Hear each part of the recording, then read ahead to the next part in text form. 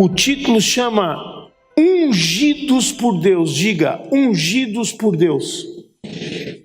Mais uma vez, ungidos por Deus. Agora diga, eu sou ungido por Deus. Eu sou marcado por Deus. E leia comigo Mateus 16, 18. Não entendi o que falaram aí. Vamos ler Mateus 16, 18. Também eu te digo que tu és Pedro, e sobre esta pedra edificarei a minha, e as portas do inferno, o que diz ali? Deixa eu te fazer uma pergunta. Eu não estou perguntando o que está acontecendo hoje. Se hoje é o inferno que está atacando a igreja, ou se é a igreja que está atacando o inferno. Mas segundo esse versículo, quem que tem que fazer o ataque? De novo, vou perguntar para vocês têm que falar comigo. Segundo esse versículo aqui, segundo o que Jesus está dizendo em Mateus capítulo 16, quem tem que fazer o ataque? A igreja, porque as portas do inferno vão estar o quê? Fechadas. E a igreja tem que atacar. Vocês já viram aqueles filmes antigos onde tem aquelas cidades com aquelas portas enormes, aquelas portas gigantes de madeira, e onde vários homens do exército que vêm atacar estão do lado de fora, e eles seguram uma espécie de poste na mão, assim, como se fosse um poste grande, ou um tronco de árvore, vários homens, e eles começam a se lançar contra aquela porta, até derrubar a porta. É sobre isso que Jesus está falando. Eu edificarei a minha igreja, e as portas do inferno, por mais que estejam trancafiadas, não prevalecerão contra ela. Não vão vencer a minha igreja. E eu estou falando sério, amado. Essa vida aqui vai passar. E eu quero te perguntar, tu quer fazer parte de algo maior? Tu quer fazer parte da grande história de Deus? Você poder contar que resgatou vidas, que salvou vidas, ou tu quer fazer parte simplesmente de uma história pequena e dizer assim, não pastor, eu não tenho condições porque eu já fiz 10 vezes a prova de motorista e não passei. Faça 15, faça 20, faça 30, mas não desista. Tu pode vir me contar a história mais triste que tiver, que eu te conto uma mais triste ainda. Tenta novamente, porque Deus te ungiu. Amém? Existe uma história de um jogador de basquetebol chamado Michael Jordan. Foi o maior jogador de basquete de todos os tempos. Air Jordan. Ele voava, ele saía da zona onde tinha aquele arremesso direto, aquele arremesso livre, e ele voava até a hora de fazer, como eu nos tempos de colégio. Praticamente igual eu fazia. Saía voando daquela zona de arremesso e enterrava no chão. Não chegava nem no meio do aro da cesta. O homem voava, pegou o apelido de Air Jordan, porque ele saía numa decolada, num passo só, e fazia o dunk, que eles chamam, que é aquela enterrada. Você sabia que ele foi rejeitado em mais de 7 clubes? 7 clubes disseram não para ele, que ele não tinha capacidade de jogar basquete. E foi o melhor jogador de basquete de todos os tempos dos Estados Unidos. Agora estão dizendo que o LeBron Johnson pode vencer ele, mas eu não creio. O presidente Lincoln, que foi um dos maiores presidentes dos Estados Unidos, Abraham Lincoln, ele tentou várias vezes ser presidente. Ele perdeu, sabe quantas eleições? 8 eleições. Ele quebrou 2 empresas. E depois se tornou um dos maiores presidentes da história dos Estados Unidos. Então, não importa o que tu vier me contar, eu vou ainda assim te dizer, Deus te ungiu. Cada um de nós tem um chamado para uma grande história. Amém? Ah, mas tu não sabe o que eu estou passando agora, pastor. Não importa o que você está passando agora. Bate no teu peito. Bate no teu peito. Bate bem forte. Diga: eu sou marcado. Eu sou ungido. Bem alto: eu sou ungido. Amém? Davi foi uma pessoa ungida por Deus. Quando ainda era muito jovem, Deus foi lá e separou ele. Ungiu Davi. Mas o processo de Davi, desde o dia da unção, desde o dia que foi derramado o óleo na cabeça dele, até ele chegar ao palácio, meus amigos, foi um processo longo. E sempre vai existir um processo até tu alcançar o teu propósito. Quando eu me converti, o pastor que ministrou salvação na minha vida, libertação na minha vida, disse assim: você vai ministrar para muçulmanos. Com exceção da minha família, que alguns membros da minha família se converteram, está aqui a Tassi. O primeiro muçulmano que se converteu através de uma pregação minha foi agora esse ano em Londres, 24 anos depois da profecia. 24 anos depois que eu fui ungido. 24 anos depois que aquele homem falou que eu iria profetizar e que muçulmanos viriam para Cristo, eu fui pregar numa igreja em Londres. Quando eu terminei meu testemunho, um iraniano se levantou e se prostrou no chão e disse: eu quero entregar minha vida para Jesus. Um ex-muçulmano. 24 anos. E durante esse processo, aquilo que o inimigo não consegue destruir, preste atenção porque eu coloquei na tela isso. Leia comigo. Durante esse processo, aquilo que o inimigo não consegue destruir, ele procura o quê? Vou ler de novo. Aquilo que o inimigo não consegue, ele procura. Então preste atenção. Na tua vida, muitas vezes, ele não pode tocar para destruir, mas ele pode distrair. Pastor, como é que ele distrai? Minha querida, às vezes surge um namorado, bonitão, charmoso, perfil assim, tipo, né? Vocês não me viram nos meus 18, 19 anos de idade. Distrai. Ou tu, moço, que sabe que tem um chamado, que sente dentro do teu coração, e daqui a pouco surge uma morena, uma loira, distrai. Ou talvez uma empresa que tu resolveu abrir um negócio, que tu resolveu montar, mas daqui a pouco está te distraindo e te levando de volta para aquela pequena história. Existe algo errado em abrir uma empresa, pastor? Não! Existe algo errado em ter um compromisso com uma menina e com um menino e casar e fazer uma família? Não! Mas não pode te distrair da grande história. Não pode afogar os planos de Deus para a tua vida. E você sabe se você tem um chamado ou não. Você sabe. Você sabe porque sabe porque sabe. E hoje é um dia onde eu quero que você foque nisso. Procura saber no teu coração se você tem ou não um chamado, porque a Bíblia diz que Deus te formou no ventre da tua mãe. Leia comigo. Pois tu formaste o meu interior, tu me teceste no seio da minha mãe.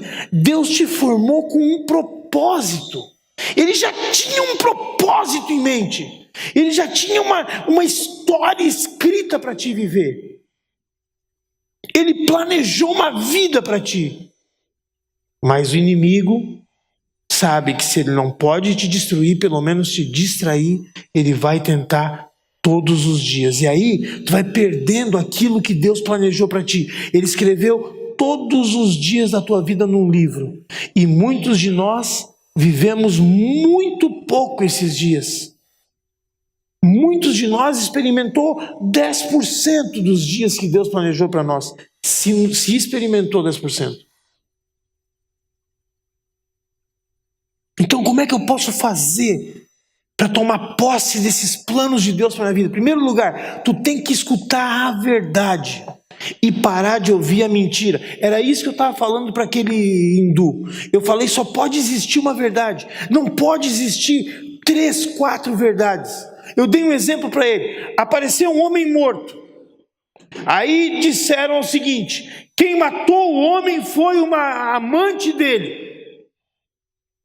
Ela estava com ciúme e foi lá e matou. Não, quem matou foi o vizinho, por causa que ele estava fazendo muito barulho, o vizinho já tinha avisado e foi lá e matou. Não, quem matou foi um outro cara.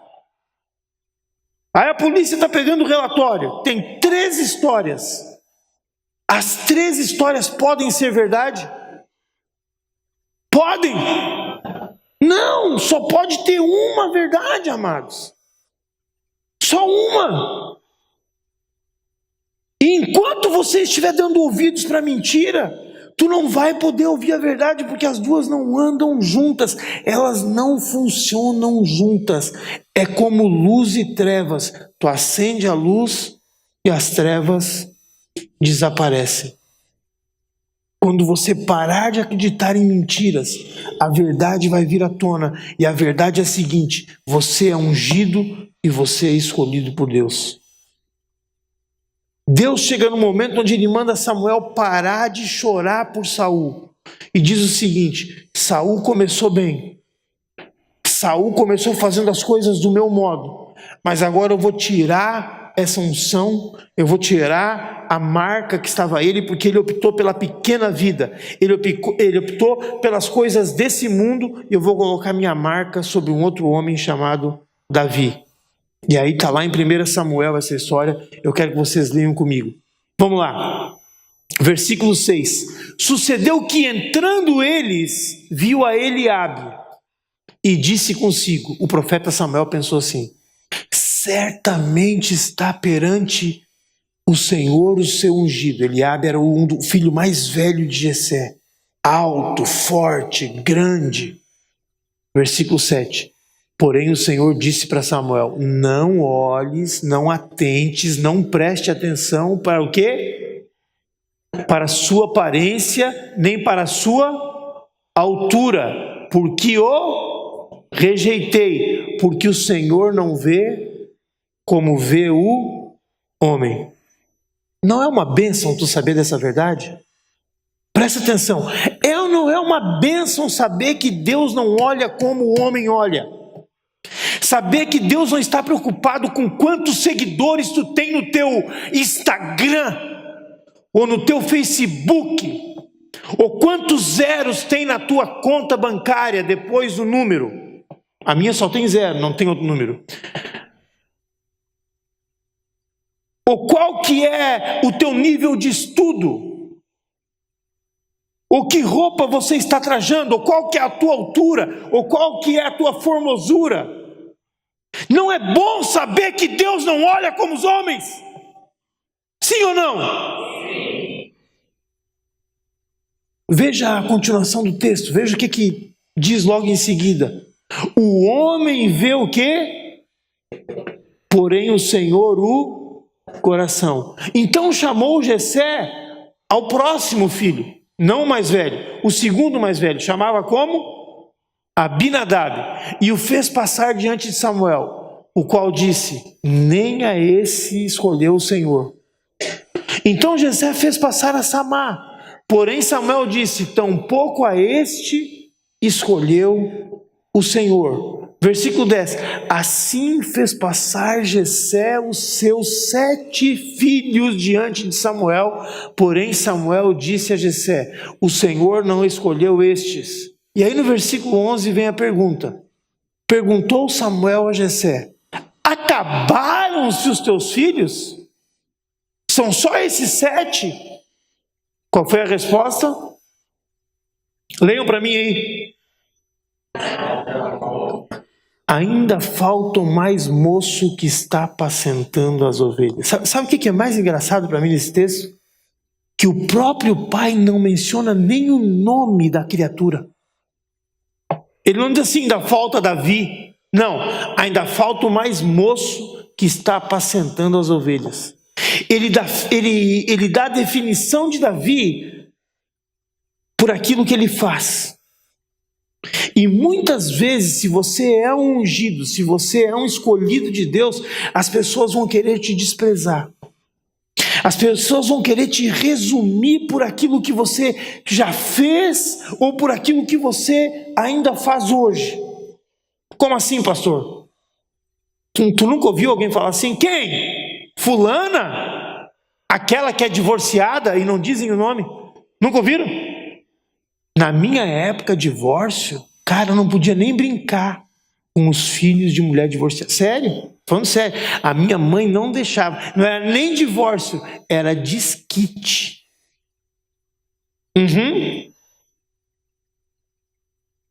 Ah, não. Vai na casa daquela vizinha lá. Mas por que, mãe? Não, aquela é desquitada.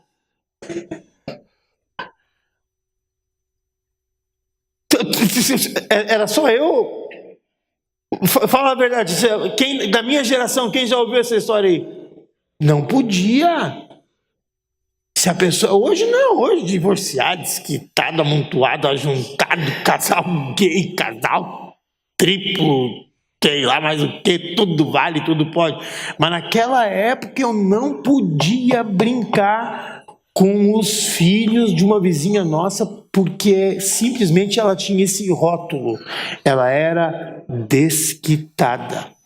Ou então, quem? Fulano? Aquele que abriu falência das empresas 3 vezes? Não, esse aí não pode ser ungido. Ah, eu sei de quem está falando, daquela fulana que é isso, aquilo e aquilo.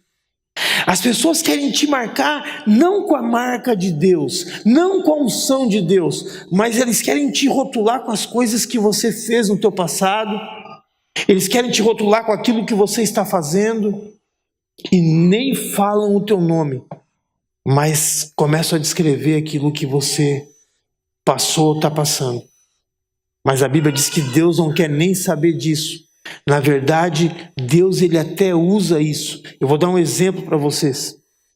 Quando eu fiz minha cidadania norte-americana, por ter um nome Mohamed Saleh Diaby, ele sempre te pergunta, você quer trocar o seu nome? E na época a pastora Márcia disse, troca o nome, neguinho, tira o nome Mohamed Saleh Diaby do teu passaporte, pelo amor de Deus, tira o nome. Eu disse, não, meu nome é Mohamed Saleh Diaby, não vou tirar. E eu dou graças a Deus que eu não tirei, amado, sabe? Porque tem aberto portas para mim. Quando eu chego com o passaporte com esse nome, é como se fosse um pedigree. Opa, um muçulmano se converteu ao islamismo, porque tendo Muhammad no nome, é sinal que tu era muçulmano mesmo. E aí as pessoas vêm que nem enxame de abelha para cima de ti assim. Vem pregar na minha igreja, vem dar teu testemunho, conta como é que tu te converteu. E Deus tem usado, tem me dado essa chance. Então o teu passado, que poderia ser uma vergonha para ti na tua vida, Deus pode usar para o bem. E o pai de Davi responde, ainda falta mais moço que está pacetando as ovelhas. Eu nem chamei ele para jantar, porque ele deve estar fedendo aquelas ovelhas fedorentas lá. Foi por isso que eu não chamei. Mas vamos continuar a leitura, vamos ver o que Samuel diz então. Disse, pois, Samuel a Jessé, o que ele disse? Manda chamá-lo, pois não nos assentaremos à mesa sem que ele venha. Eu fico imaginando os outros irmãos de Davi, o ciúme. Que nem os irmãos de José. Que droga, vamos ter que esperar esse moleque chegar para poder jantar. Ele vai ter que tomar banho. Versículo 12. Então mandou chamá-lo, fê-lo entrar, ele era ruivo, de belos olhos e boa aparência. Eu só não tenho ruivo, o resto é tudo igual, eu e ele. De belos olhos, boa aparência, disse o Senhor, levanta-te e unge-o, pois este é ele, o mais desprezado. Versículo 13. Tomou Samuel o chifre de azeite, né, que eles colocavam o óleo de oliva dentro de chifres, né? O chifre de azeite e ungiu no meio dos seus irmãos, e daquele dia em diante o Espírito do Senhor se apossou de Davi. Então Samuel se levantou e foi para Ramá. Mesmo que você não tenha sido chamado para sentar na mesa, talvez Davi tenha até visto a caravana chegando com Samuel. Talvez Davi estava lá cuidando das ovelhas e tenha visto eles passarem pelo campo enquanto ele cuidava das ovelhas. Mesmo que ninguém tenha te chamado, se você é ungido de Deus, Deus vai mandar te chamar. Diga assim: Deus vai mandar me chamar. Se tu sabe lá no fundo, mas lá no fundo, que Deus tem algo mais para você nessa vida, diga comigo: eu sou ungido de Deus. Eu quero ver mais convicção. Eu sou ungido de Deus. Se tu sabe, porque tu sabe que tem algo a mais nessa vida para ti. Eu sei que Deus tem algo demais para mim nessa vida. E eu sei que Deus tem algo a mais para ti nessa vida. Não é só nascer, trabalhar, bater o ponto, morrer e ir para o cemitério. Deus tem algo a mais nessa vida. Mas fique sabendo de uma coisa: se você é realmente ungido, vai vir porrada, vai vir luta. E se você estiver preparado para essas lutas, é muito melhor. Porque daí você sabe de onde vai vir os golpes. Você sabe que vai vir porrada e você vai estar pronto. Então eu vou dar alguns passos bem rápido, porque eu não tenho muito tempo, né? Tempo voa quando eu estou aqui, é brincadeira. Se você tem a promessa do Espírito Santo, número 1, preste atenção. Se você é ungido, você vai ser aprovado primeiro aonde? No particular, de forma privada. Só depois vai aparecer de forma pública. Por que assim, pastor? Por que primeiro Davi foi ungido lá na casa dele, só no meio da família dele? Porque primeiro precisa ser colocado a semente. E muitas vezes nós ficamos impacientes. Nós queremos que todos saibam que nós somos ungidos e que nós somos aprovados. Nós queremos que todos saibam que nós temos um chamado.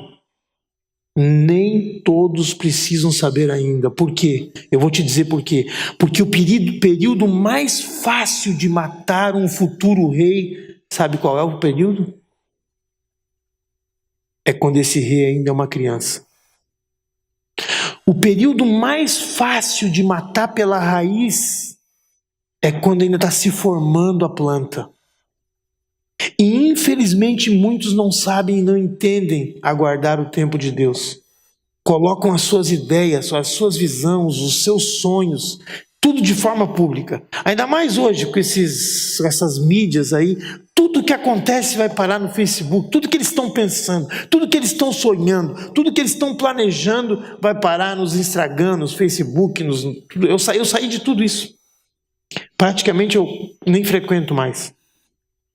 Por quê? Porque as pessoas vêm para te esfaquear pelas costas. Elas vêm para te afogar no rio Nilo, como faziam com as crianças que nasciam no Egito, para que Moisés não se criasse.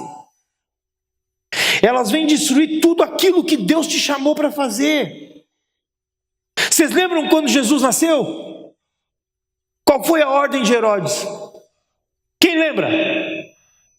Matar todos os meninos, todas as crianças do sexo masculino, até que idade? Por quê? Porque é mais fácil matar um rei enquanto ele ainda é criança. E eu estou aqui para te encorajar. Não é porque as pessoas não estão sabendo que você não é ungido. Se Deus te ungiu, tu é ungido. E cedo ou tarde vai acontecer. Davi não foi nem convidado para a janta. Davi não se preocupou, ficou lá cuidando das ovelhas, continuou fazendo a última coisa que o seu pai, que é a sua autoridade, que era o seu líder, havia mandado ele fazer. E enquanto Davi estava lá pastoreando as ovelhas, ele não estava perdendo tempo, ele fazia duas coisas. Sabe o que Davi fazia enquanto ele cuidava das ovelhas do pai dele? Ele fazia os salmos, ou seja, ele fazia poemas para Deus, ele tocava harpa. e ele praticava tiro ao alvo com uma funda. Era tédio. Cuidar de ovelha deve ser um tédio, que elas ficam lá, bé, bé, bé, e não tem muito o que fazer. E aí ele escrevia os salmos, e de vez em quando, quando ele cansava de escrever, ele pegava a funda dele, certo? Ele botava lá longe uns galhos de árvore, não tinha lata naquela época, de escola, nem de nada, né? Então ela tinha que ser galho de árvore, e ficava, ó, pá! E o cara ficou profissional, ele acertava de longe, botava, ele diminuía cada vez mais o galho, e ficou profissional nisso.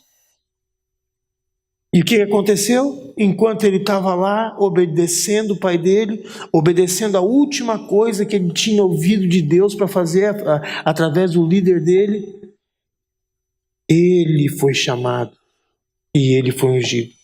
E eu estou dizendo para ti, existem pessoas que foram chamadas para algo maior do que aquilo que estão fazendo agora. Vai te preparando agora, vai treinando agora, vai mirando agora, vai escrevendo agora. Tenha paciência, mesmo que ninguém saiba, você vai ser chamado na hora certa. Agora, se você não souber manter silêncio e sair falando demais, o inimigo vai fazer de tudo para te matar antes do tempo. Vai te afogar no Nilo, te matar antes dos 2 anos, etc. Você pode até ter pessoas da tua família que vão te desencorajar, vão dizer para ti que você nunca vai ser ninguém, que você é uma cópia do teu pai, que é uma cópia do teu avô, que vai ser uma cópia do teu tetaravô.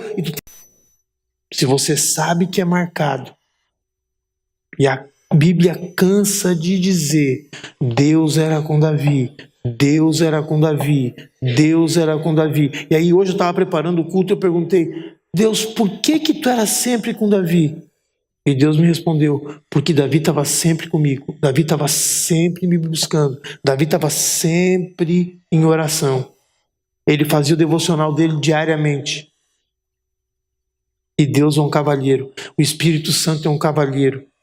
A Bíblia diz que ele está na porta e bate. Diga comigo, Deus está na porta e bate.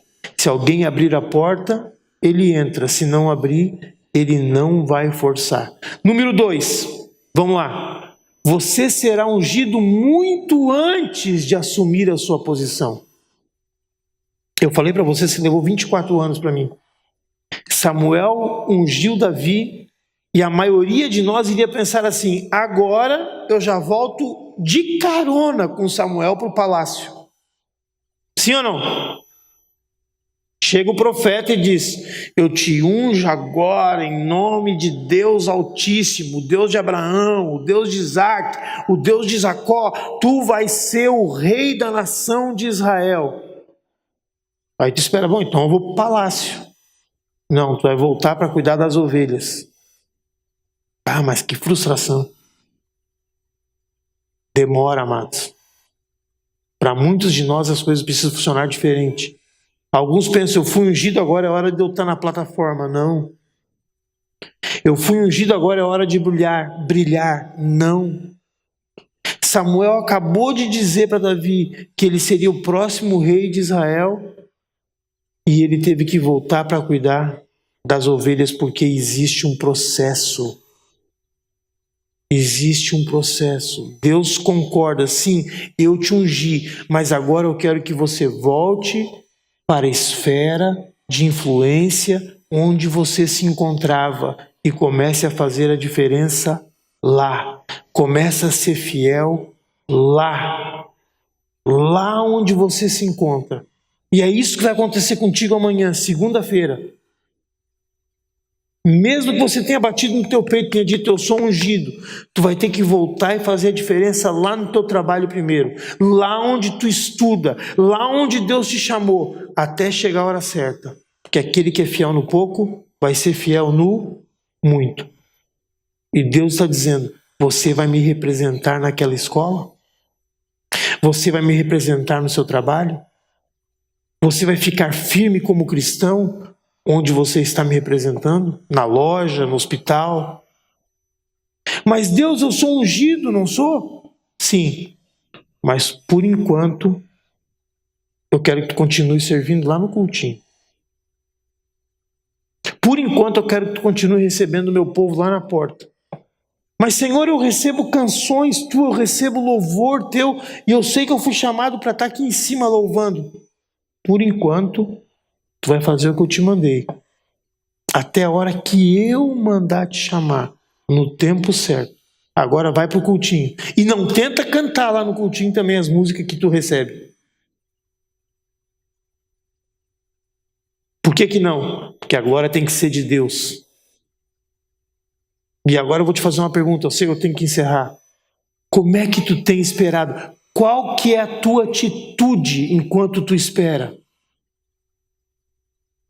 Muitos esperam brabos, esperam assim, até quando, Senhor? Até quando eu vou ter que esperar? Sabe, nos Estados Unidos existe uma palavra que chama waiter. Quem é que fala inglês aqui? Sei que a Luana fala, sabe o que significa a palavra waiter? Waiter, garçom. Quem é que falou garçom? Quem é que gritou garçom? Ah, professora de inglês. E tu sabe o que significa wait? Significa esperar. O garçom, ele tem tipo um pano aqui. Eu queria ter um pano para fazer isso aí. Esqueci de trazer aquele pano assim. Ele coloca aqui e ele diz assim: ao seu serviço, Senhor. Eu estou aqui te esperando para te servir. É isso que significa esperar em Deus. A teu serviço, Senhor. As tuas ordens. Eu estou waiting on you. O garçom, ele está ali esperando a mesa chamar ele para qualquer coisa. Garçom, uma garrafa d'água. Garçom, a conta. Por isso que o nome dele é waiter, porque ele fica o tempo inteiro, diga, esperando. E esse é o momento que eu quero que você cheque o teu coração. Deus pode te marcar. Deus pode te marcar hoje, te dizer assim, eu vou te marcar hoje, mas eu não vou te enviar hoje para o local que eu quero te enviar. Tu vai ter que esperar um certo tempo. Eu preciso testar a tua obediência. Lá em Provérbios capítulo 3, versículos 5 e 6 diz assim: confia no Senhor de todo o teu coração e não te estribes no teu próprio entendimento. O que significa se estribar? Não se apoiar, o estribo do cavalo, não te apoie no teu próprio entendimento. Reconhece Deus em todos os teus caminhos e Ele, Deus, endireitará as tuas veredas. Então quer dizer o quê? Não vai fazer sentido para ti. Confia no Senhor de todo o teu coração e não te apoia no teu entendimento. Não queira que faça sentido para ti. Não queira fazer planos fabricados por ti, mas espera no Senhor. Eu estou falando como um testemunho vivo. Eu jamais esperava fazer o que eu tenho feito hoje na minha vida. Viajar pelo mundo para pregar o Evangelho.